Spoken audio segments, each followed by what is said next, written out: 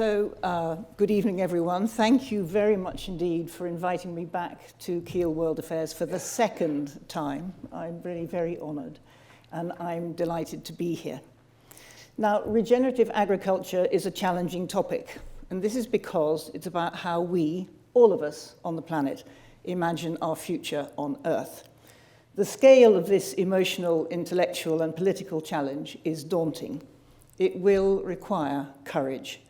Tonight, I will explain why. I will also tell you what is already happening that we might build upon. Now, humans have never needed to imagine their future on Earth before. They have imagined, of course, what it is to be human, what kind of life we may have after we die, what our responsibilities are to the environment, and how human fallibility might result in catastrophe. The image of Noah's Ark comes to mind. Human ingenuity, the building of an ark, will save us. But in all these conjectures or fancies or visualizations, the world was ever present. Its life was not in doubt. God or other powerful deities or forces might take it from us, but we humans did not have the power to fatally compromise it, to interfere in its systems of renewal. In the Western world, at least since the 17th century onwards, we have sought dominion over the earth, to take control of it for our purposes, to manage it in the name of progress. While many other philosophical traditions started from alternative perspectives and determined their course of action based on care, mutuality, and respect. Colonialism, modernization, and development were all powerful, exploitative, and unjust mechanisms for imposing beliefs, morals, and values onto others, effectively silencing their worldviews while exploiting land, soil, and other natural resources. The Intergovernmental Panel on Climate Change published a report in April 2022 on the mitigation of climate change, in which they made their strongest statements yet on the role of indigenous and local knowledge in safeguarding the world's biodiversity and mitigating climate change through techniques and forms of knowledge that are passed down through the generations and designed to protect and renew water, land, and biodiversity for the future.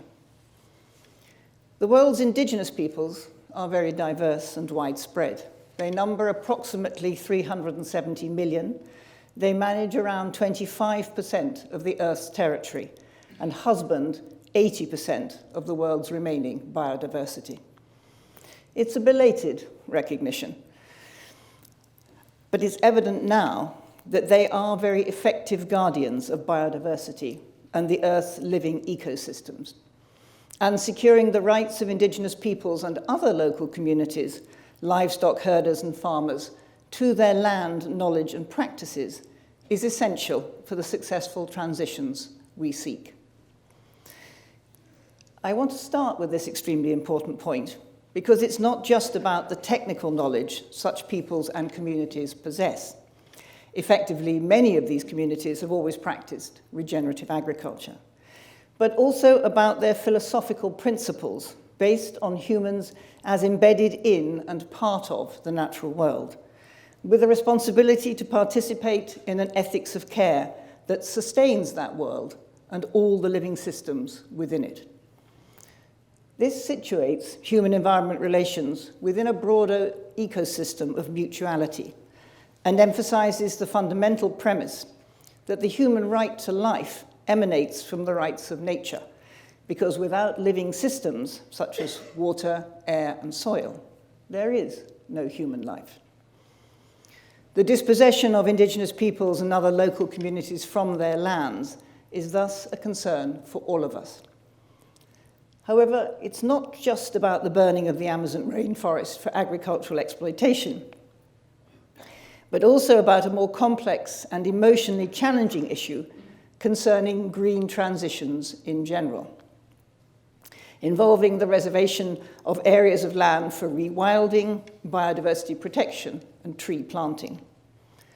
The reservation of land in Africa and Asia for wildlife sanctuaries or national parks, and the purchase of land in Wales by private investors to plant trees to provide carbon offsets for airline companies and other big polluters is part of the same challenge.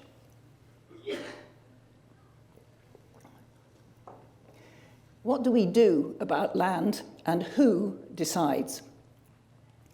Fundamentally, we need a repurposing of governing philosophies and values that emphasizes sharing and mutuality.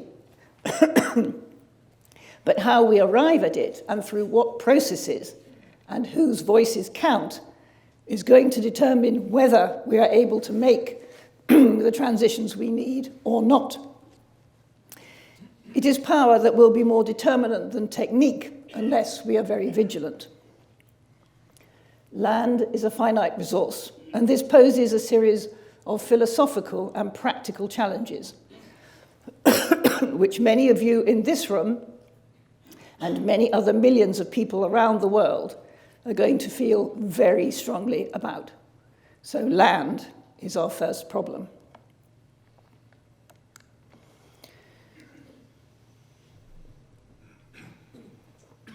There is a growing tendency for media reports about threats to biodiversity to focus on climate change. But research on current threats to more than 8,000 species has revealed that by far the biggest drivers of biodiversity decline are overexploitation and agriculture. Of all the plant, amphibian, reptile, bird, and mammal species that have gone extinct since AD 1500, 75% were harmed by overexploitation or agricultural activity, or both, often in combination with the introduction of invasive alien species. Agriculture is a major driver of greenhouse gas emissions. Climate change will become an increasingly dominant problem in the biodiversity crisis, but human development and population growth mean that the impacts of overexploitation and agricultural expansion will also increase. So, ensuring that overexploitation and agricultural activities today do not compromise ecosystems tomorrow is crucial in ameliorating the challenges presented by impending climate change. Healthy ecosystems are better repositories for carbon. They are also more likely to provide the physical connectivity and genetic diversity. Excuse me a second. My voice has suddenly gone this evening, having been perfectly fine until the moment I got up to speak. They're also more likely to provide the physical connectivity and genetic diversity needed to enable species to adapt to the larger shifts in climate expected later this century. An often overlooked ecology system is home to a quarter of all known species, the soil. It is the most diverse habitat on Earth. If soil dies, it releases carbon and the planet heats up quicker. Soil is dying fast from intensive farming and chemicals. We need, if you like, a soil approach to living. So what I want to talk about today is how we can sustain ourselves, rebuild our damaged ecologies, and improve biodiversity, all while reaching net zero through regenerative agriculture. I will start by exploring what's understood by regenerative agriculture and how it can and is revolutionizing our food systems, land, and environment management. I'll then turn to who is doing this here in the UK and in Africa to explore some of the techniques and challenges and successes. Now, the global food system has been consistently increasing food production in sum and per capita since the 1960s, while at the same time keeping food prices relatively stable. Despite producing ample quantities of food, however, food systems in 2021 failed to ensure food security for 2.3 billion people, or 30% of the world's population. The continued growth and intensification of the global food system has only been possible because of unsustainable practices, including heavy use of synthetic fertilizers, pesticides, intensive ploughing, and large-scale monocropping systems. The result is degradation of soil and water systems, erosion and salinization, loss of soil fertility, loss of biodiversity, displacement of people, and impoverishment of rural communities. It is estimated that around 10 million hectares of agricultural land are lost every year as a consequence of the deleterious effects of our food systems. If the full environmental costs of the US food sector were to be taken into account, they would amount to 224% of its earnings. The agricultural sector is responsible for around 30% of greenhouse gas emissions and is also highly dependent on the global fossil fuel subsidy regimes which cheapen chemical fertilizers, transport, packaging, and farm equipment. Now, subsidies rebounded strongly in 2022 to around $1 trillion US. In a recent court case in January 2022, the UK government had to concede that oil and gas companies may take more from subsidies than they pay in tax. In addition, the industrial agricultural sector consistently fails to deliver diverse and healthy nutrition or to ensure the sustainability, profitability, and resilience of farms. The type of industrial farming that drove the growth of the 20th century is not fit for purpose now. It is unsustainable, it pits farming and nature against one another, it fails to nourish the world adequately, and it's undermining the futures of our children and our grandchildren. Biodiversity is vital to the health of both people and the planet. Ecosystem services such as pollination and natural pest control are essential for the production of many of the crops humans depend on to thrive and survive. Although the conversion of natural land to cropland is the top threat to biodiversity today, we do need cropland to ensure sufficient food for the growing population globally. However, 30 to 40% of the food produced globally goes to waste, as I'm sure you heard from Henry Dimbleby.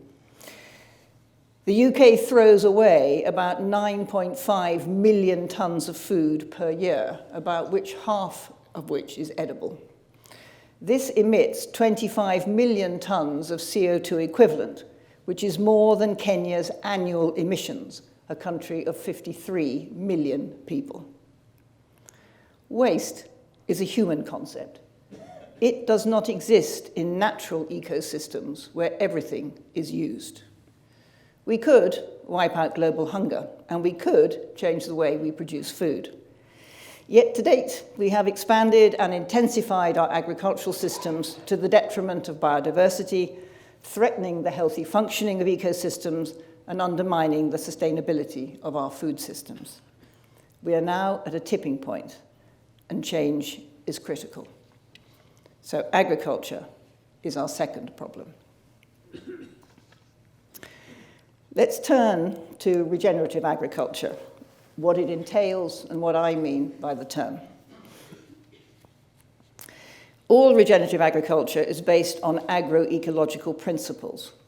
The aim is to seek continual renewal of agricultural systems from soil through to people, and to be committed to restoring damaged landscapes and realizing their innate potential. So, at the heart of regenerative agriculture is a commitment to improving soil health as a foundation for addressing issues related to climate change, water quality, land productivity, and biodiversity conservation. It also includes a range of other practices which you may have heard of, such as the sequestration of carbon, planting cover crops, no-till practices, reduction of synthetic fertilizers and pesticides, managed grazing, the integration of livestock and crop production, agroforestry, crop rotation, and the improvement of biodiversity and genetic diversity. It's a very wide range of activities that fall under this term. Now, when farmers stop ploughing and avoid disturbing the soil whenever possible, that's a method called no-till farming. They can slow erosion and increase water absorption.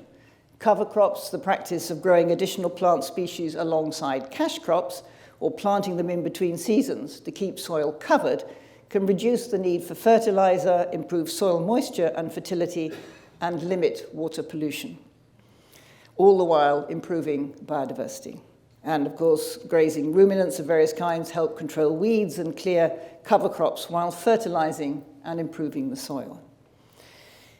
It's increasingly clear that traditional farming practices, ones that had been abandoned or ignored by mainstream Western agribusiness until fairly recently, can come with significant climate advantages. No tilling can help keep carbon safely sequestered underground.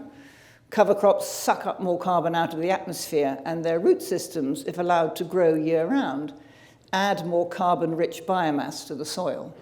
And livestock, meanwhile, can harvest cover crops without killing their roots, and then return additional carbon from those plant tissues to the soil through their manure. The benefits here are potentially enormous, and not just because carbon-rich soils tend to be more healthy and productive. The soil carbon pool is thought to be 3 times larger than the atmospheric carbon pool, a vast enough repository to solve the global climate problem, at least in theory. The relevance of different agricultural practices to regenerative agriculture depends, however, on the context of each farm. Each community of practitioners in each bioregion of the world has the opportunity to regenerate their ecosystems, but they will do so in a way that's unique to their place, history, culture, and interactions with those living ecosystems. As people and ecosystems have evolved together, cultural practices and indigenous and traditional knowledge offer a wealth of experience that can inspire agroecological solutions, supported by modern science, and that's very important. These solutions that we're proposing now are not about going back to the past. They're about putting these kinds of practices together with the best science we have. So regenerative agriculture is about using all the forms of knowledge at our disposal: modern science, digital technologies, indigenous philosophies, and generations of farming know-how to regenerate the planet. Regenerative agricultural techniques must be built from a deep understanding of specific localized environments. They are the opposite of mass interventions such as monocropping. The only viable response to the current crises we face is a patchwork of effective local solutions. It is the context, then, that specifies which specific regenerative practices are going to be included or followed by particular farmers. As I've said, ecosystems are living systems, and human activities need to be aligned not only with the specifics of locale and place at a particular moment in time, but also with the continuing evolution of these living systems over time. What makes this possible is diversity and multifunctionality. Diversity is a central feature of ecosystem organization, one that is essential to both ecosystem health and to productivity. There is a positive relationship between an ecosystem's diversity and its productivity, resilience, and stability. Food systems based on monocropping tend to be less productive and prone to boom and bust dynamics. They can be successful for a time, but they leave people vulnerable to shocks or incentivized to act unsustainably. Food systems based on diverse ecologies, by comparison, provide people with multiple options for maintaining resilient livelihoods and nutrient-rich diets. They are multifunctional. The regenerative capacity of a farm depends on its ability to transform solar energy into plants, animals, and other sources of energy that are useful to humans. Energy is essential for life, and solar energy is the only sustainable source of the biological energy essential for human life. Ultimately, the sustainability of any human society will depend on the regenerative capacity of its farms and food systems. Here we can specify what makes regenerative agriculture different from agroecology or organic agriculture and many other types of interventions that are being tried in agricultural systems. The purpose of regenerative agriculture is to use our approach to land and food and other living things to regenerate the planet, not just to restore or repair, but to regenerate the living systems, land, soil, and water on which we depend, to improve the resilience and functioning of those systems and allow them to evolve into the future. Conventional industrialized agriculture and agribusiness see nature and culture as separate, treat the environment as a backdrop, and tend to treat the farm as a bounded entity and to focus only on human agency, on what the humans get up to. The aim in these systems is to produce as many of one thing as possible, so increase the yields of wheat or potatoes or maize or rice, and then harvest them. This is essentially an extractive process. Regenerative agriculture focuses on relationships between all the different living systems and their constituent elements.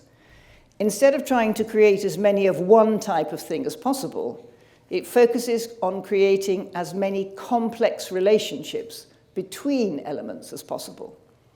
Humans are one of those elements. So what relationship do you want with your environment? This view of humans and human communities as embedded in relationships with their environments and other living things is clearly important to driving a new ethics of care for the planet and the systems on which we depend. There are many existing philosophies and practices, as I mentioned earlier, that already embody such principles, and new ones will be developed, new ones. Human cultures, histories, and identities are diverse. What is evident is that this relational approach is quite distinct from the reductionist unilinear approach behind development interventions, industrial agriculture, and philosophies of progress through dominion. It does not work by superimposing a one-size-fits-all solution and assuming that what is successful in one context will necessarily be successful in another. Relational approaches are situated ones and are tied to locales, to spaces shared with others, including plants, animals, living soils, and land. Humans are not the only actors in such locales, and how these new relationships will be developed is a matter of debate, contentious debate. A sustainable regenerative agriculture is not only ecologically regenerative, but it must be socially responsible and economically viable as well. It has to meet the differing needs of many stakeholders, among them farmers, landowners, consumers, and local communities. As an approach, it does not envisage a wholesale restructuring of agricultural practice under the technical expertise of agronomic specialists. Instead, it works from the assumption that farmers and others are empowered to reiteratively design and manage their own regenerative systems and to share that knowledge with others, enhancing good practice and driving forward processes of transformation. It depends on fostering cooperation between stakeholders, maximizing synergies while reducing or managing trade-offs. So what's happening in the UK? Is it happening here? So farmers, as we know, produce food, but they also protect, restore, and expand valuable habitats and ecosystems on and around their land. They are land stewards, responsible for over 70% of the UK's land surface. Without farmers, the UK cannot meet its climate and nature restoration goals. The UK's climate is growing hotter and wetter overall, with England, Scotland, Wales, and Northern Ireland all recording the highest ever daily maximum temperatures in July 2022, posing additional challenges for farmers in terms of the quality and productivity of their crops. Climate extremes will get more severe and frequent in the future, and the UK has already lost half of its pre-industrial biodiversity and is in the bottom 10% of countries worldwide. Now, the UK imports nearly 50% of the food it consumes. But the global impacts of this are hidden, outsourced to the countries we import our food from, such as, for example, South Africa. In 2017, the UK consumed 85,000 tonnes of apples, 75,000 tonnes of grapes, and 63,000 tonnes of oranges from South Africa alone. As the conversion of natural land to cropland is currently the main driver of biodiversity loss, and agriculture is by far the most water-consuming activity, this begs the question, how are the foods we import from South Africa impacting that country's ecosystems and resources? In other words, what are the hidden costs associated with UK food consumption? Soil degradation in the UK costs an estimated £1.2 billion every year, and we have already lost 40 to 60% of the nation's soil organic carbon. Public goods from agriculture like carbon sequestration, soils, nature, and healthy foods have huge value, but they're only belatedly being realised. Now, the post-Brexit agricultural policies being developed by the UK's 4 nations all adopt new approaches to rewarding activities that benefit nature and climate. This is an important step in the right direction, marking the most significant change in farming policies across all 4 devolved nations for many decades. Government has committed to protecting 30% of land for nature by 2030. But more than 70% of the UK is farmland, and more space is needed for growing food, for new homes, clean energy, sustainable transport, and more. There are very difficult trade-offs here, and the citizens and residents of the UK have yet to be brought into the debate properly. At the core of this is planning. The government has committed to publishing a land use framework for England in 2023.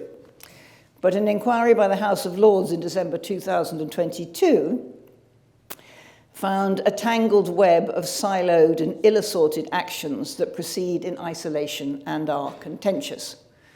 New housing developments are resisted, onshore wind projects are opposed, tree planting targets are missed, farming reforms proceed without engaging farmers, and private investors buy up tracts of land to rewild it without consulting local communities. Now, the Food Farming and Countryside Commission are running test pilots in Devon and Cambridgeshire to hear what people have to say about how a land use framework might work. And it turns out that people are very keen to be involved. They recognise the need for green energy and carbon neutral housing, and they're passionately in favour of sustainable food production, good quality food, and the care of nature. Their demand is for solutions that are good for people, the economy, and the environment. It's clear to the general public that the climate, nature, and food crises need to be addressed together. The government's environment land management schemes, ELMs, which are replacing the Common Agricultural Policy, are proceeding much too slowly. There is a marked unwillingness to pay farmers properly for producing the public goods, living soil, clean water and air, biodiversity, and reduced flooding, on which we all depend. We need action here to ensure public money is resulting in public value. We need regulation of the natural capital markets so that investment is channeled fairly and in ways that benefit public value and rural communities.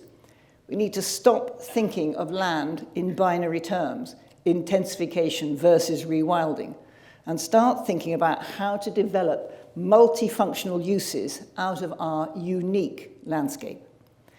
We need a shared vision for land where all stakeholders have a say, and it needs to operate at the local level and be co-designed at that local level.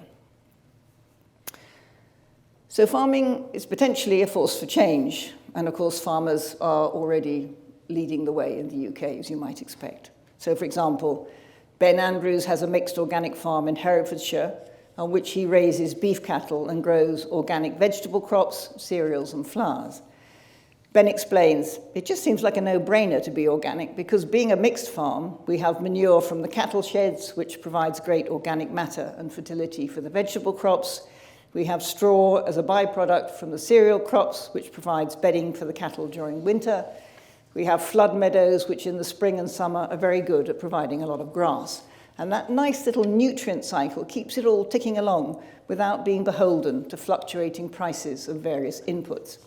If you aren't using synthetic fertilizers, you do need living soil, because without this, you can't grow anything. It just doesn't work.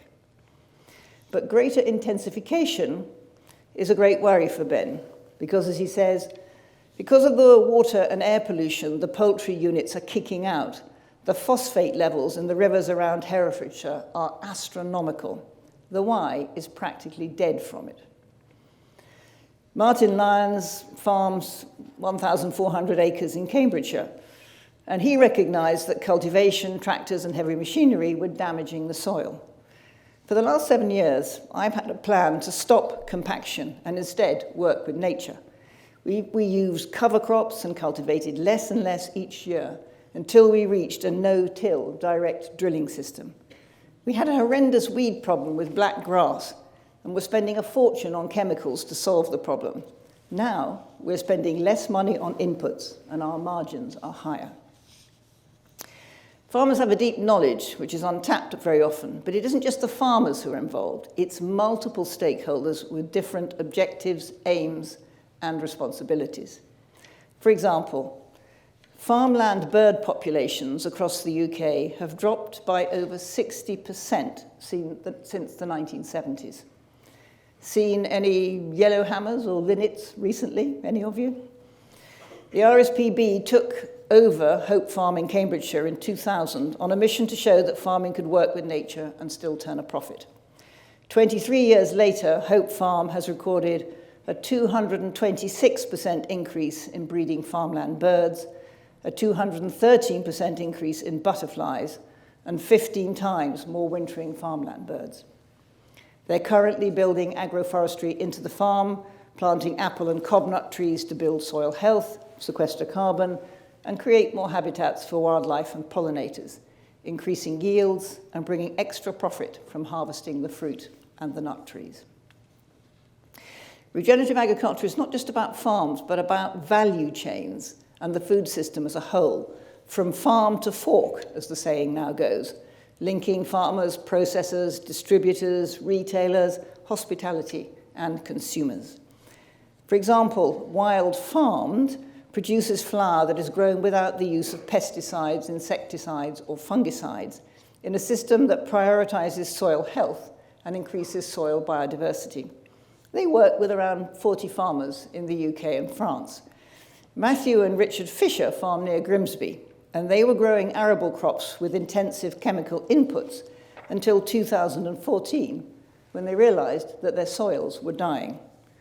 They switched to regenerative methods, including strip tilling, where crops are planted in strips with clovers, legumes, and grasses beneficial to soil health planted in between, so that when it comes to harvest, they cut the wheat above the cover crop, leaving all the bugs and insects to thrive in the plants below it, while also providing, of course, nutritious grazing for sheep and cattle, which also adds nutrients back into the soil through manure. Now, the Wild Farm enterprise offers a route to market for crops grown in systems that prioritize soil health and follows a philosophy of helping facilitate change for farmers by creating a consumer-led market for food that is grown in regenerating landscapes. Now, it's not just the rural landscapes of the UK that are changing, but our urban ones too. Co-Farm is an agroecological community farm in Cambridge, staffed by volunteers. Based in a city with high income inequality and food insecurity, the farm demonstrates the social, financial, and ecological potential of urban and peri-urban land. Co-Farm donates 100% of its produce to local community food hubs: garlic, celeriac, artichokes, beans, heirloom variety tomatoes, which you can see here. I wanted you to see those particularly, and courgettes. The farm produced over £60,000 worth of fresh, nutritious food in the last 3 years, all of which was distributed and eaten within a mile of the farm. Greater London Agriculture, one of the winners of the REBA Rethink 2025 competition, proposed establishing a critical mass of agroecology in London by developing spaces in and around the city and funding education to allow innovative farmers to learn the necessary skills and then pass on their knowledge. This patchwork would be connected by biodiverse corridors with wildflowers for pollinators and edible plants for foraging, cattle grazing the Thames wetlands, and experimental seaweed farms floating in the estuary. Circular economy entrepreneurs would work to improve logistics, matching food volume to demand. This is a vision to reduce reliance on industrial agriculture, allow biodiversity and ecosystems to recover, assist storm management, provide delicious food, and improve health. What makes it doable is that it identifies hubs or activities that are already existing in the city and stitches them together with new ones. It reimagines London for the 21st century. Now, a study in 2021 modelled the impact of the expansion of agroecology for the UK.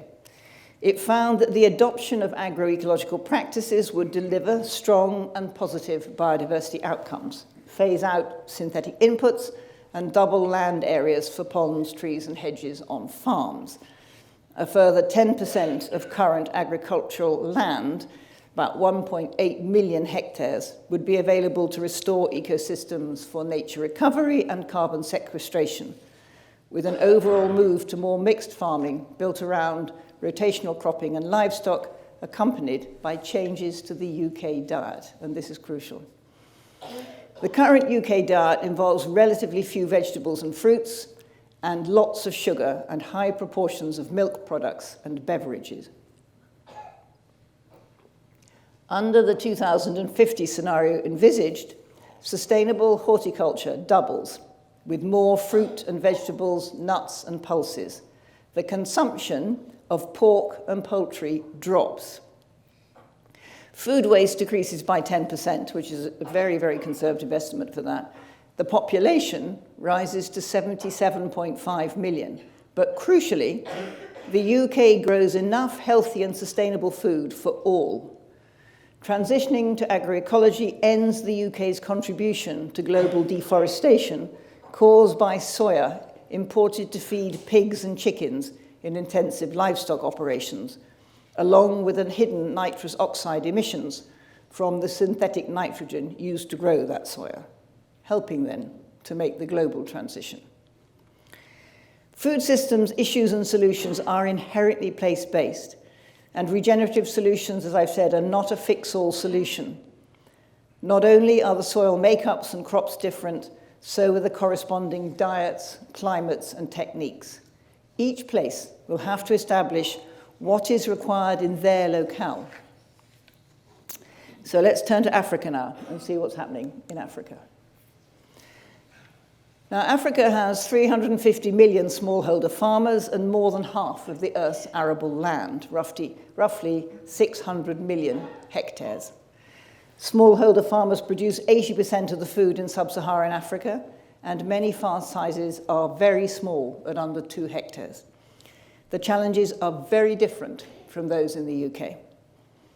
More than 65% of Africa's land is considered degraded. Agriculture contributes upwards of 52% of total employment in sub-Saharan Africa, with half of that being women. Of the 135 million people globally suffering from acute food insecurity, more than half, 73 million, are in Africa. Africa is a net importer of food, despite an abundance of uncultivated farmland. Countries in the region spend around $35 billion a year importing food rather than creating the conditions to grow more food locally, support their farmers, and feed their urban populations. However, change is already underway. And it's important to emphasize here that Africa can already be considered a global leader in regenerative agriculture. There are over 900 organizations in Africa associated with regenerative agriculture, agroecology, and conservation agriculture. A vast array of existing smallholder farming techniques also embody regenerative principles. Now, African farmers traditionally practiced many of the farming techniques that are now seen as key to agroecology, including soil regeneration through crop rotation and intercropping, and biodiversity management to control diseases and pests.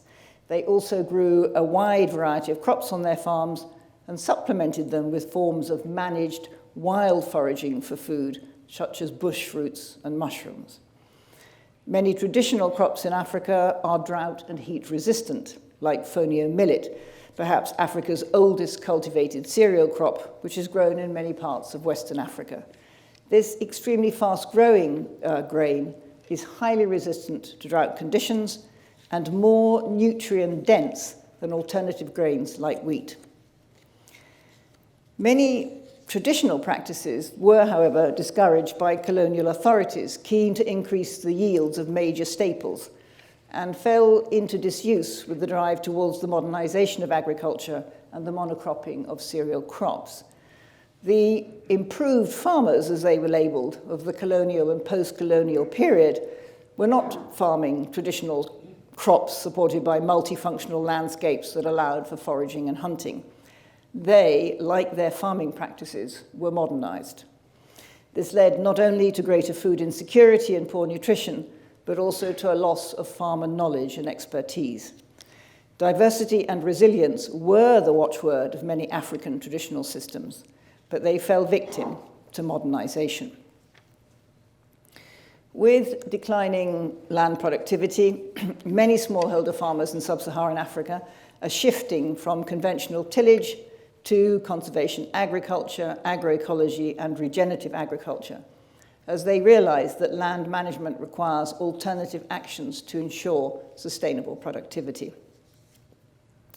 For example, the Kapele region of Togo has been witnessing land and soil degradation due to chemical fertilizers, climate change, and deforestation. As I said before, chemical fertilizers are effective at first, but they slowly degrade the soil, stripping it of crucial nutrients vital to crop health. Farmers use a variety of agroecological techniques, including crop rotation, intercropping, companion planting, and agroforestry. And they have been trained in the making of bokashi, a popular and effective biofertilizer made from soil, rice husks, cow dung, bran, charcoal, ash, rock dust, and molasses. Rose, one of the farmers involved, gave her assessment. The agroecological training has enabled me to improve my production of rice, beans, maize, and vegetables, and I am very proud to eat healthily. Restoring the multifunctionality of farming systems can be done through a variety of means, including food forests, like those in Western Kenya. A food forest is much like a natural wild forest. From the canopy to the floor are many complex layers of plants and wildlife, but with crops and trees that act as cash crops and as sources of food. Ditches dug along the contours are used for water harvesting, grasses stabilize the edges, as do bananas and pawpaw trees. Arrowroot, cocoyam, sweet potato, and pumpkin flourish in this well-watered environment. All elements of the farm must have multiple uses, and fallen leaves and animal droppings are collected and fermented to make more bokashi compost. One farmer commented, "The future is agroecology. The world will not be habitable without it. Everything else that is convention will fail because it does not work with nature. Agroecology helps us to use one stone, our land, to kill many birds, such as improving soil, ending hunger, increasing income, and combating climate change. This practice will succeed because it aligns itself to how nature works." Regenerative agriculture is about creating synergies within and across farms and landscapes and using resources more effectively.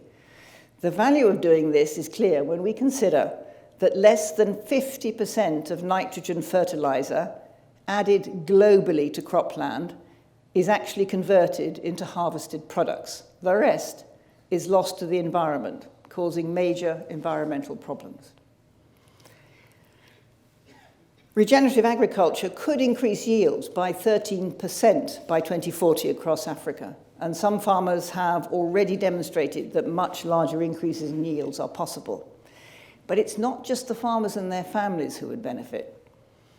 Conservative estimates suggest that 1 million additional jobs in farming, processing, and supportive industries could be created by 2030, reaching nearly 5 million jobs by 2040 to help address the problem of youth unemployment. If agroecology were adopted and practiced on just 50% of African farmland, it could equate to $17 billion a year in savings to farmers, with 30% reduction in soil erosion, up to a 60% increase in water infiltration rates, and a 20% increase in carbon content.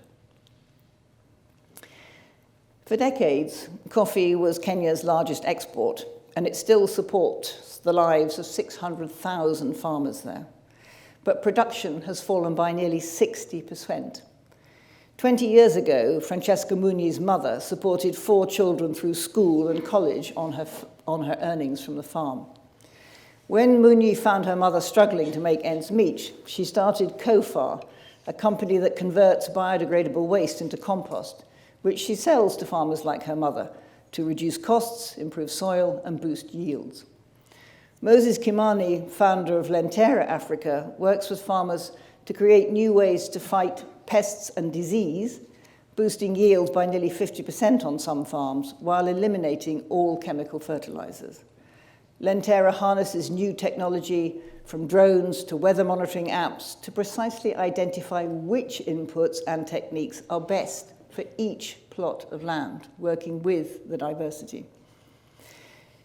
Regenerative agriculture has to work up and down the value chains that support the food systems, reconnecting producers and consumers through a circular and solidarity economy that prioritizes local markets and supports economic development and ecological sustainability.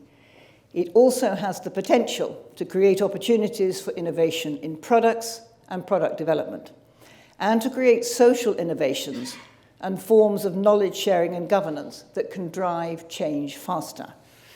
Now, in Kenya, for example, one thing that could be helpful here is what's happening with bamboo. So that was the regenerative agriculture in Africa slide. So that give you the figures there for the figures I just gave of what changes could happen with conservation cropping systems and so on, water conservation and agroforestry. So let's go back to bamboo. So here, in the Mau Cherangani complex in Kenya, where I have worked for over 40 years, farmers have stripped the hillsides of trees to plant more crops. The result is that rivers have dried up and soils have washed away with severe flooding. The IGP is working with local communities to replant trees and plants like bamboo, sequestering carbon, retaining soils, and managing floods. Greenpot is a Kenyan company that works with around 1,500 Kenyan farmers to plant bamboo on over 1,000 hectares of land. And they specifically target degraded land around streams and springs and rivers. Twice a year, farmers selectively harvest part of the plant while leaving the rest nearly intact. This keeps soil in place and carbon stored in the stalks. Greenpot buys the bamboo and then sells it to processors to use in the energy, construction, and textile industries. The great thing about bamboo is that it takes minimal effort to cultivate, and farmers have a sustainable and constant source of revenue. What's important about these entrepreneurs I've described is not just what they do alone, but what they do together. Greenpot is working with SA Bamboo Works, an Ethiopian restoration entrepreneur whose bamboo business has had revenues of over $1 million US and has supplied IKEA. But by working together, their aim is to build a thriving market for bamboo across Africa that can transform thousands of lives and provide new, affordable, carbon net zero clothing, furniture, and other bamboo products. Deborah Magwada of Rejuvenate Haraba is trying to create a stock exchange for carbon offsets through restoring land in Zimbabwe. And she recently visited Munyi at Kofar to share ideas about how to build farmers' networks to drive this change.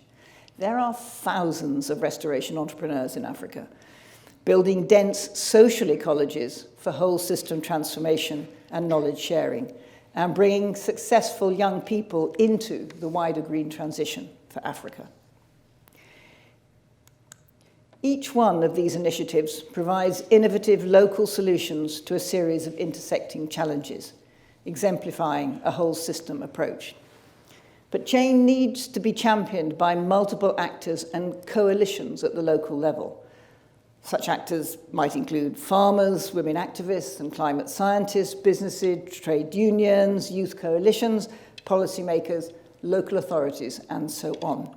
Their innovations and solutions need to be fully embedded in policy making at the local level, in how planning proceeds, how funds are distributed, and in how forums and mechanisms for participation and decision making are designed and run.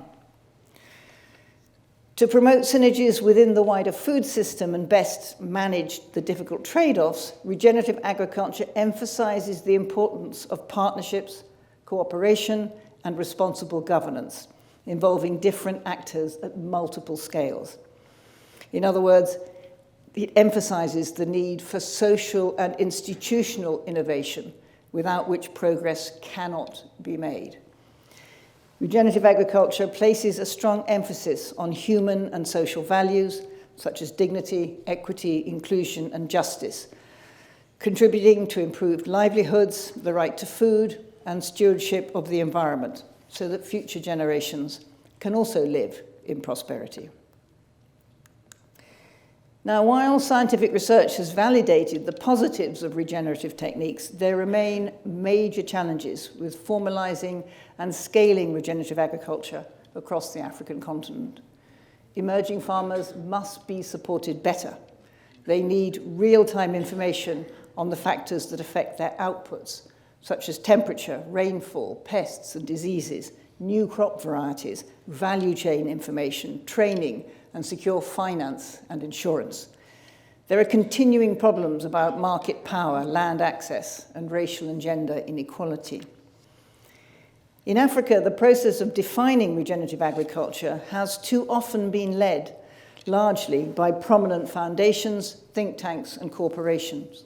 These institutions have aggressively marketed regenerative agriculture, and indeed agroecology, conservation agriculture, and biodiversity, and so on, as a way of securing and maximizing their own interests and market share. For example, the International Union for Conservation of Nature is steered by numerous groups, such as Alliance for a Green Revolution in Africa, which is actually funded by the Bill Gates Foundation and by Rockefeller, and also supported by Nespresso, which is now a certified B Corp. That means a business balancing profit with people and planet. But it continues to sell single-use coffee pods and has a record of human rights violations. AB InBev, the world's largest brewer, also advocates for regenerative agriculture, but was hit by EU antitrust fines in 2019 for anti-competitive practices. And Olam, a company which supports regenerative agriculture on paper, but has been implicated in deforestation linked to palm oil, rubber, and cocoa, as well as being named in a class action filed by former child slaves in Mali. Not everything that appears green is actually green. Yet carbon sequestration and regenerative agriculture do need to take place in Africa at scale, and there is no doubting the genuine motivations of many of the agents and institutions involved. The question here is, who is expected to perform the care these projects require? Who will care for the planet? Who should care for the planet? Distribution of resources such as public services, affordable food, and clean water shape the conditions through which care can be provided in context. These are the supporting infrastructures of care which need careful attention. In the context of rural Africa, these infrastructures include the complex social, material, and molecular intersections between soil, water, human, plant, and animal health, education, gender, digital connectivity, transport, and more. Care for the climate and the planet is unevenly distributed and cannot be disentangled from racism and inequality. Those who are caring for the planet need to be paid for it in Africa and in the UK. Otherwise, the demand that care produces is a form of extraction. What is needed here is not an expansion of market opportunities within an existing system that can be instrumentalized by those with power for their own needs, mobility, and comfort, effectively outsourcing care for the planet to local African farmers. What we need are transformations in our understanding of care, forms of care and solidarity that push back against structural disadvantage to build diverse strategies for uncertain times. Care as a collective capacity to build alternative economic systems that deliver quality of life for people and planet. How that care is operationalized is key to a redesigned prosperity for the 21st century. It needs to start with new forms of deliberative governance, broad coalitions across differences, new forms of solidarity that make space for local participation in defining adaptation practices and measures of success. The adoption of regenerative agriculture not only entails a new way of doing agriculture, but a new philosophy, a new worldview, and a new ethics space. As a set of principles for achieving food systems that are sustainable, equitable, and just, it is not just, therefore, a technological challenge, but a cultural reorientation in which we adapt our livelihoods and reorient our perception of values to fully acknowledge the regenerative contributions of the natural world to our lives. Regenerative agriculture then becomes a space of change, to drive further change, a means, among others, to draw from varied experiences and backgrounds to develop solutions in the face of uncertainty. As such, it is not a single set of practices or outcomes, as I've said, but rather a set of relational achievements specific to each context for which diversity is the watchword. It is a novel amalgam of diverse knowledges, including science, political and social practices, forms of governance, and relations of care and attention linked to future flourishing. Its aim is the shaping of prosperity, of quality of life for humans and the planet, a new way of living together. Now, the IGP is a curious place, and we have, amongst other things, a dancer in residence, an entrepreneur in residence, and we also have a poet in residence. And I asked the poet in reverence, Cameron Holleran, to write a poem for you all tonight. And I'm just going to put it up on the screen so that you can see it whilst you're thinking about your questions. Thank you all very much indeed.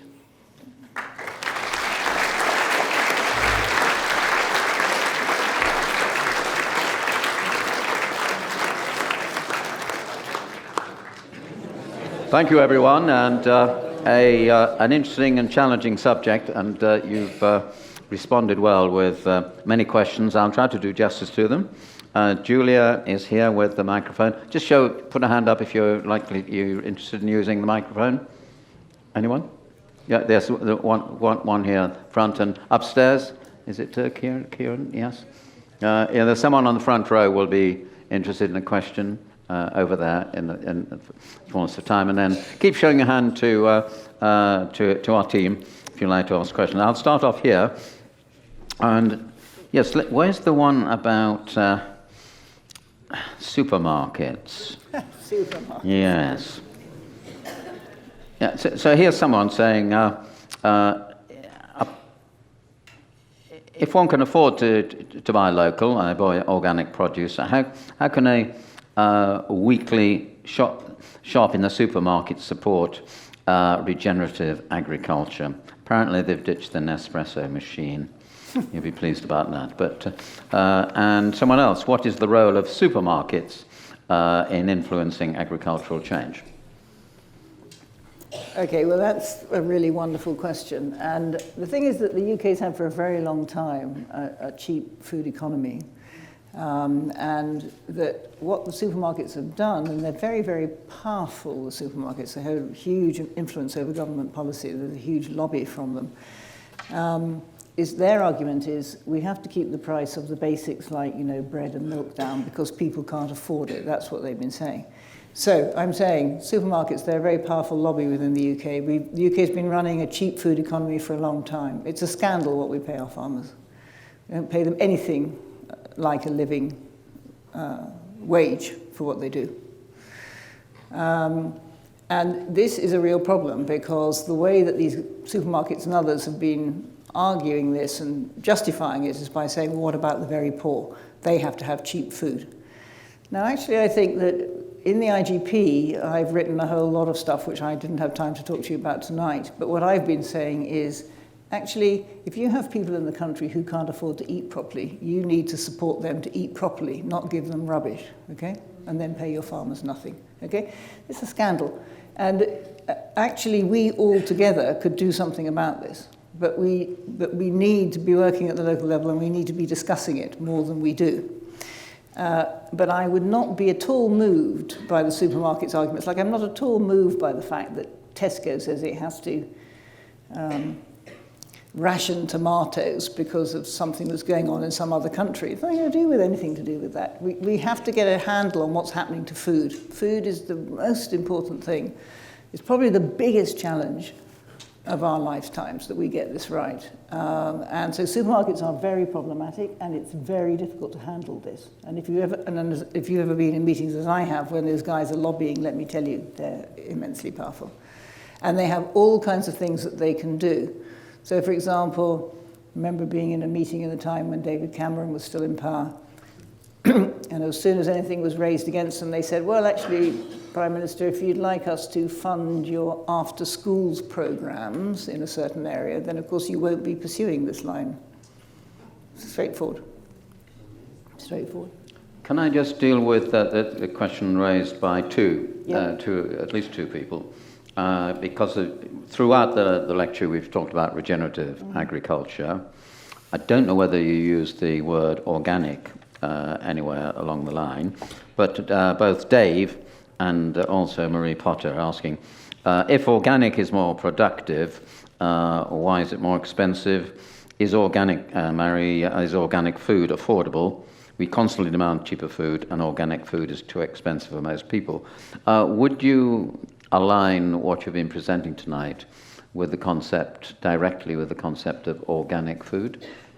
And can you answer those questions? Let's just start with something first of all. So there's as it's become apparent that we need to make certain changes in life, we need to green our economies, let's call it that very broadly, which I think you can all understand, then an awful lot of people have jumped on various bandwagons and claimed that they're either doing permaculture, organic, agro this, agroecological that, regenerative this, something, okay?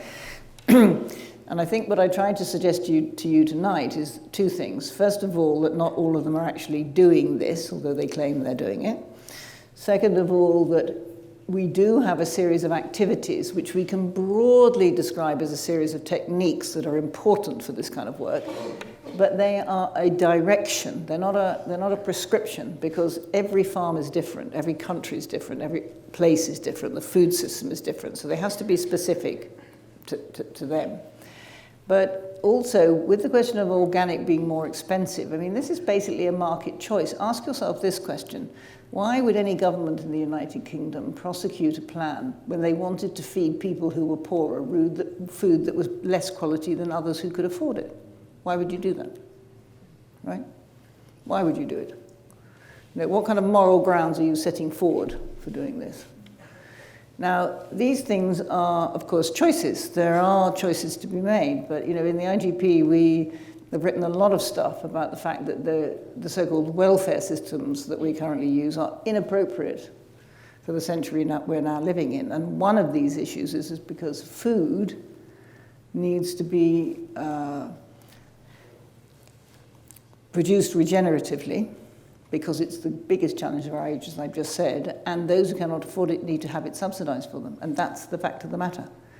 And it's important to think about these things, and of course, could we do this? Yes, we could. We produce 9.5 million tonnes of wasted food a year, half of which is edible. What are we doing with that? So these things are really, they're very, very hard questions, but they're not insuperable questions. And the issue is that people are not being brought into this debate nearly enough, as I think I said in the lecture. So thinking about organic is important, but why the organic premium is there, because it takes the time it takes to do the organic stuff. But to get the organic stuff done would be faster if the government would speed up the Environment Land Management Scheme and actually pay farmers for regenerating the landscape. But they're not willing to do that. There was a big row about 2 weeks ago about the fact they said it was too expensive. They didn't want to pay them. Well, if we're not going to pay the farmers, are you doing it? I'm not doing it. Right? Who's doing it? Right? The farmers here and in Africa need to be paid for this work. And it's not something that we can ignore anymore. It's extremely, extremely important that we do it now, and we do it quickly. We may be covering the same ground slightly, but there are two questions about, trying to put it from the point of view of the farmer, and I think we'll get more questions later on. But one is saying that, well, the need for changes in agricultural practice are fairly clear, so you've convinced them that, but how are farmers to be incentivized to make the reforms required? So his question is it carrot or stick? Someone else is arguing that farmers broadly are very aware of their responsibilities to many of the things you've mentioned. However, wholesale moves to regenerative farming will lead to a reduction in food production for 5 to 10 years. So how can that gap, if you agree with that premise, how can this gap be filled, and will the consumer pay extra for their foods along the way? So would you like to... These are really great questions. So when I said there'd been a report on agroecology for the UK, what it showed was that there would be a reduction in the amount of cereal crops we currently produce. Because remember that not all the cereal crops we currently produce go for human consumption.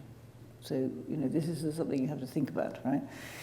So there would be a reduction. There would have to be a move to mixed farming, as I actually said in the lecture, and there would have to be changes in the diet. So this is something that we have to do together. You can't expect farmers are not... farmers are not the new saviors of our time. Well, in fact, I think they are, but they're not the new saviors of our time. This is not all just their responsibility. It's through the entire society that we have to make these changes. So there will be changes in what we produce. But if we don't make those changes, we will have declining productivity on the farms that don't make those changes. So this is one of these really difficult governance, I would say, problems. That is, how do we as a society make these choices when we have so little chance of making an input into any kind of decision making? Because if we don't make these choices, life will be a lot worse off in the future. Well, we know that contemporary governments are only interested in, what happens tomorrow. Can they stay in power, right? I mean, we've just seen this most ghastly example in the last week over the Northern Ireland Protocol. I mean, what are these people thinking of, right? But actually what they're thinking of is how they can be in power tomorrow, right?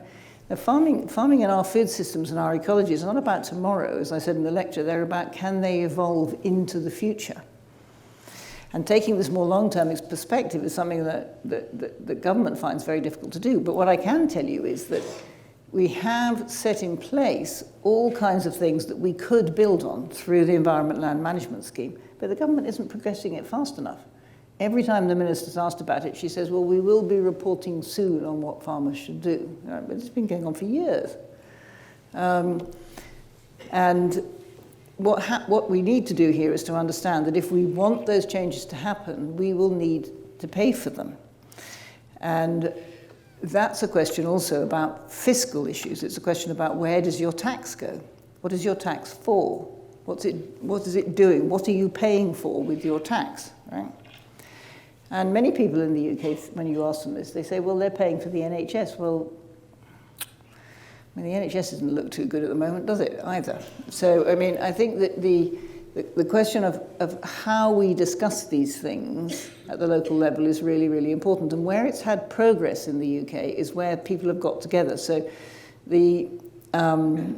I always get their names wrong because it's all F's in it, but anyway, the Food and Farming Countryside Commission, or it's Farming and Food Countryside Commission, I can't remember which way around it is. These guys, the work they've been doing in Devon and Cambridgeshire is really important, and I encourage you to go and look at their website if you have any interest at all, because what you see is what people in those areas are saying about the kind of changes that they would like to have. And they're probably very similar to the kinds of changes you'd like to have. I think I've missed some of the key points there, but you'll bring No, that's good. That's a very good basis, and we're going to take a question from the microphone in the balcony, front row, far right. We've got a similar question from Philip Stenning. He mentions the projection to over 10 billion, and as he puts it, if we succeed in moving away from the highly mechanized approach to regenerative agriculture, will we still be able to produce enough healthy and affordable food to feed them all without threatening the future of the planet? So the short answer is yes, we can. And yes, we can do that, but it will involve changes in diet, right? And we have to take these things seriously. We also have to take seriously the fact that we're producing vast quantities of food which do not go for human consumption. They go for animal consumption, biofuels, and other things. So here are trade-offs, big trade-offs. And this is why ordinary people, like you in the audience here, need to be brought into this discussion. Because these are the things we're going to need to do for the future generations. So we also need to bear in mind that I can't quite remember now what the average earning of a farmer is in the UK, because it depends on their size of farm. But I can tell you that many of the big farms in America, which are supposed to be producing all this wheat, that in the central parts of America, the farmer incomes are something like $50,000 a year, right? They are nothing.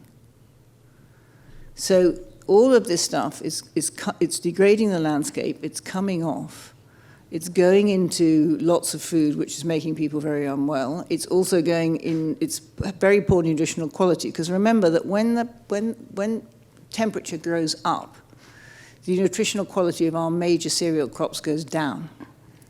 So we may be producing the same amount, but we're not giving the same nutrition to people. So there are a whole series of really technical issues here that need to be thought about, but they are not beyond the kind of conversations we could have. We could getting together to have these kinds of conversations. And one of the things in the UK that would put very interesting, I think, change on the agenda would be to bring local communities together or organizations like this to discuss what these kinds of challenges are. And this is one of the things that I do in the work I do in different parts of the world, is to bring groups of people together to talk about what they think the solutions are to these kinds of problems. Because let's face it, you know, in the United Kingdom now, imagine, supposing that Northumberland decided on a course of action that they thought was going to be great for Northumberland. Is Wales going to accept this? No, almost certainly not. I mean, the specificity of all of this matters to people hugely. And I think that we need to be very alive to the difficulties of this, but we will be able to feed people. We can feed them now. We just don't. We don't. We have enough food to feed them now. But the problem of waste, the problem of, you know, power differentials. So one of the things that's happened to farmers in Africa is that they're no longer attached to markets. Their relationship to markets is being managed by a whole lot of middle people in between them, including big corporations. So the big corporations are demanding that they produce maize. You can only harvest it once a year. It's reliant on inputs which no longer work. You know, I've been working in a farming community in Africa for, this year, 44 years. I've been going back to the same village in Africa over that period of time. And let me tell you that in terms of acreage, bags of maize have gone down from something like 30 bags of maize, we're talking about 90 kilogram bags here, to something less than 10. We're almost at a situation now where those farmers will not be able to grow the crop on which they all depend. That maize is producing something called ugali, which is a maize porridge, which everybody eats every day. It would be like bread disappearing out of the food. Now, and I know this because when I was there in Kenya recently, I was talking to the local, it's a devolved government, to the local Minister for Environment and Climate Change, and he's saying we don't think we even have 10 years of people being able to grow what they basically eat. This is an impending disaster, and people know this, but they're not sure what to do about it. And governments, I think, are being very, very slow. I'm going to ask, could you mind bringing in the microphone for the benefit of the whole group? Could you bring the microphone downstairs where I know there are some people who want to ask a question from the floor? Meanwhile, I'm going to move on to questions about, there's several questions here that are broadly in the area of, if you like, planning. So what's the role of the planning authorities in guiding relevant land use for regenerative agriculture? Bob Winter, he says, how seriously do the figures that you showed for UK food manufacturing in 2050 take into account the ever-increasing conversion of farmland to rewilding, solar farms and wind farms? Faye Lambert thought you gave some inspirational examples of the positive by UK farmers, and how can that be rolled out across the country to help make our food production more sustainable? So, so you mentioned the government, but what about the planning authorities in general? Well, I think those are both really excellent questions. I think that the land is a finite resource. The question of how we use it and for what purpose should surely be the basis of some kind of democratic participation. Has anyone asked you recently what you think about these things? And the answer is probably no. If they have, you've been extraordinarily lucky to be involved in a small group of people who've been part of that conversation. I think that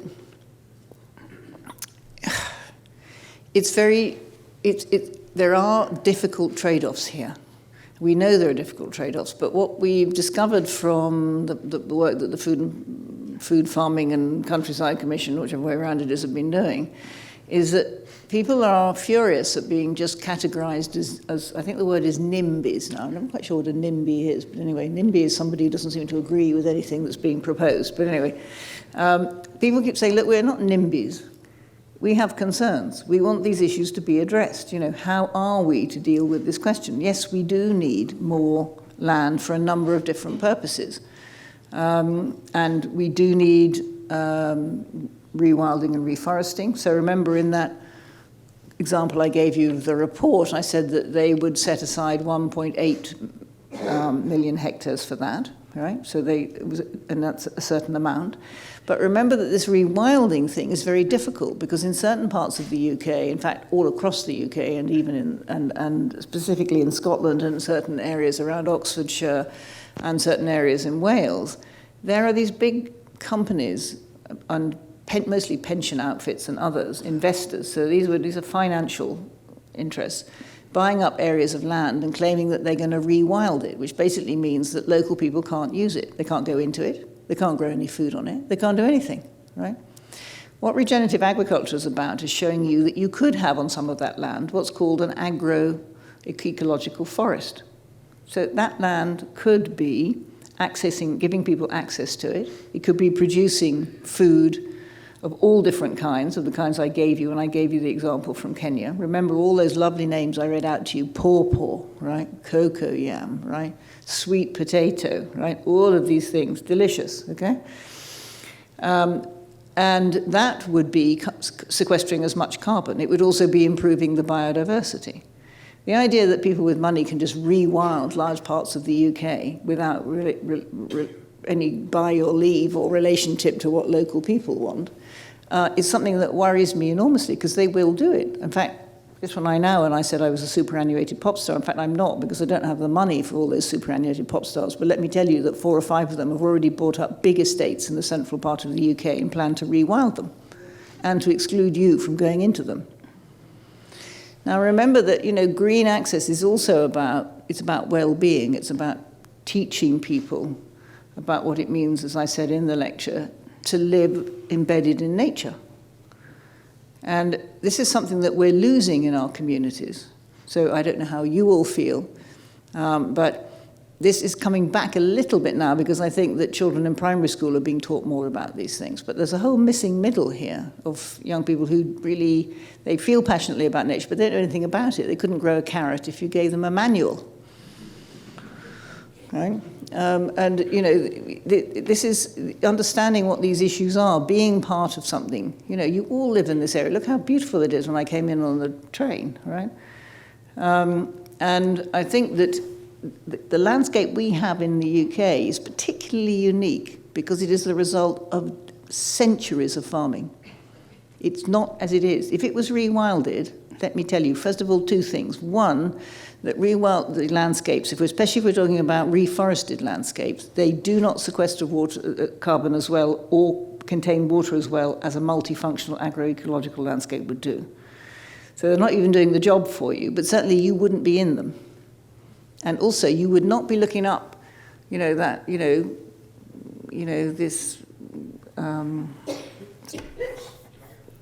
stone set in a silver sea. You would not be looking up at those landscapes and seeing what you see now. You'll be seeing a massive change in what your emotional relationship to that landscape will change. Now, if that's going to happen, all well and good, but you need to be part of the decision making. We can take a question from the mic, front row on the right. No, that you can. Yeah, hi. I farm a 200-acre farm in North Shropshire, and we rotate crops and we sell livestock to local butchers and things like that. And speaking on behalf of the farmers, I think on the whole, we do a pretty good job. Yeah. It's very interesting to come and see someone like you speaking about it. I think a lot of farming needs tweaking, not particularly wholesale change. There is local communities do, they don't get involved in local farming. It has become a big agribusiness, still owned by a lot of local families, not particularly big firms, but I think a lot of people, I would be interested to see what local farmers would think if they came to a lecture like this. Perhaps a lot of them would have gone down to the pub by now, but never mind.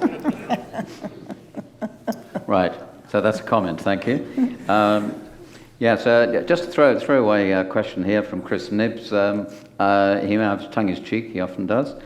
Is a solution for the UK to dig for victory and provide allotment space for city dwellers?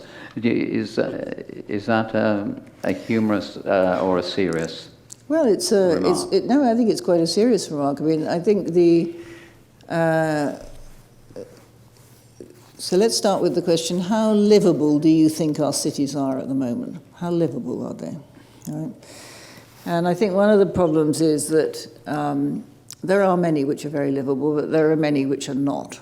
I'm thinking about, just take London, because I gave you London as an example this evening, and I know it's always not good to use London, but I've been working in the poorest areas of London in the IGP over the last 7 years or so. And the quality of children's life in those places is bad. It's desperately bad. And, it's worth bearing in mind that at the moment in the UK, here we are in the century we're living in, and we have 500,000 children who are not adequately fed. 500,000.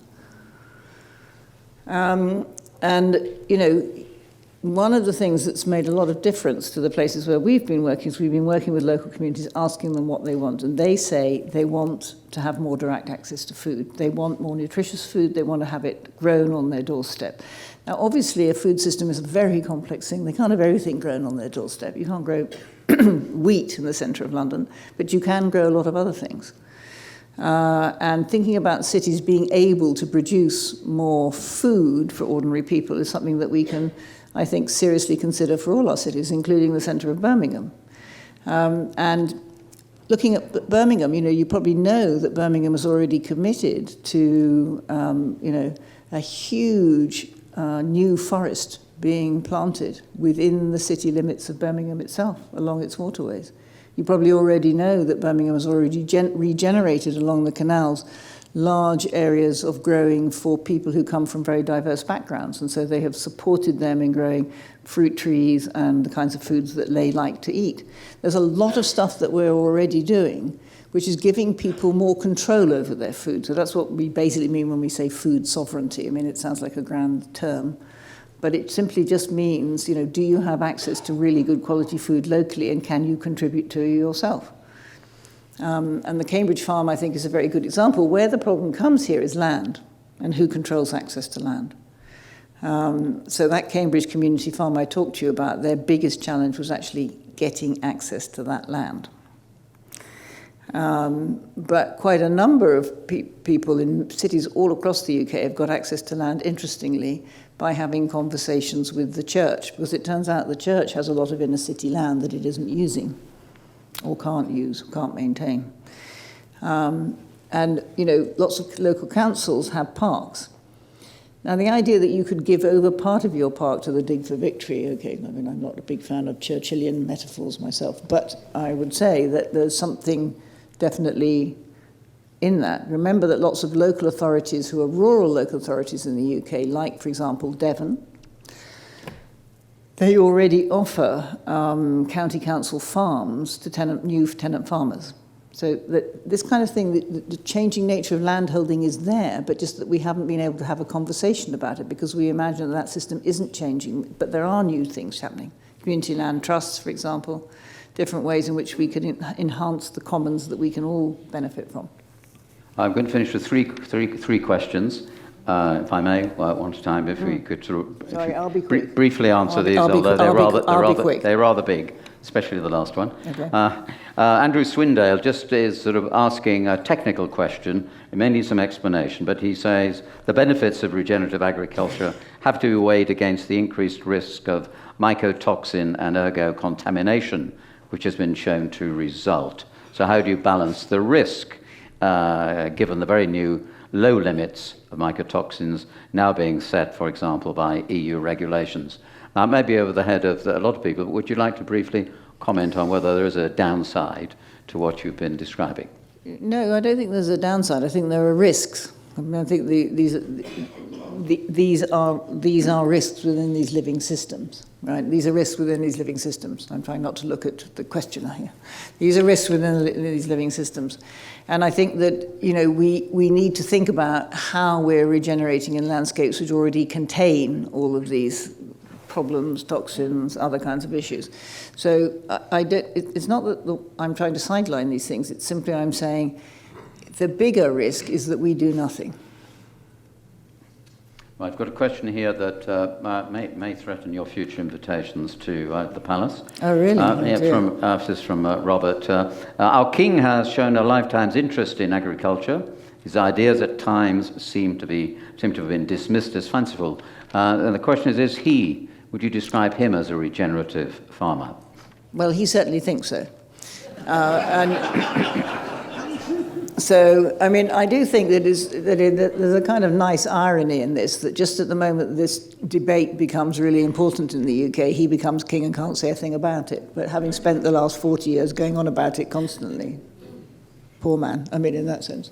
But I think that, I think that there are some things that he's done that you might like to look at. He gave a very, very good presentation, which I think is probably about a year ago now, on small farms, comparing what's happening with small farms in Africa to small farms in the UK. And that's worth thinking about, because small farms have very specific problems. And there are a lot of small farms across the world. And that's what I wanted you to draw attention to in the talk I gave today. When I was talking about the UK farms, I was talking about 1,400 acres, talking about even some bigger farms, yeah. When I talked about Africa, I talked about 2 hectares. Right? This is a different thing. I'm going to finish with a question about capitalism. And it's expressed in 2 different ways, one by Linda. You've convinced me of the need for change, but how are you going to convince the powers that be, many of whom are exploitative landowners and capitalists? How do you persuade them that it's in their interest to change too? Whereas Graham Daly puts it more strongly, If our current system of food production is a consequence of capitalism, how can we change the system comprehensively without changing capitalism fundamentally itself? Well, those are both excellent questions, and it's one that these are questions that my team discuss all the time, sort of every day of the week. What I would say about these things is that, first of all, there needs to be fundamental change. I tried to convey that in the talk, and I hope that I did. So I'll talk about different value systems, different ways of thinking about things, different ways of approaching problems, bringing people in. So, and ultimately, some of these issues that are problems with capitalism will shift if we have more ordinary democratic participation on these issues, more ordinary debate, more voices in the mix. Others will not, because they're about financing and so on. But my view about this, and what I've dedicated pretty much all of my working life to, is I can't wait for capitalism. I can't hang around waiting for capitalism to be finished. I need to sort out a few other problems first, one of which is how are people going to eat, and can we stop degrading our landscapes and ignoring the people who are actually doing the best job? Thank you. There, ladies and gentlemen, we must leave it. I'm sorry if some of your questions were not addressed tonight. I'm sure you agree with me. We had, at the beginning, a most interesting, thoughtful, intellectually challenging lecture to explain what regenerative agriculture is all about and the issues involved. And I thought we moved into a Q&A session in which our guest showed her real colours and was very happy to say some pretty challenging things to leave us with much to ponder. Thank you so much for being with us, Professor Henrietta Moore.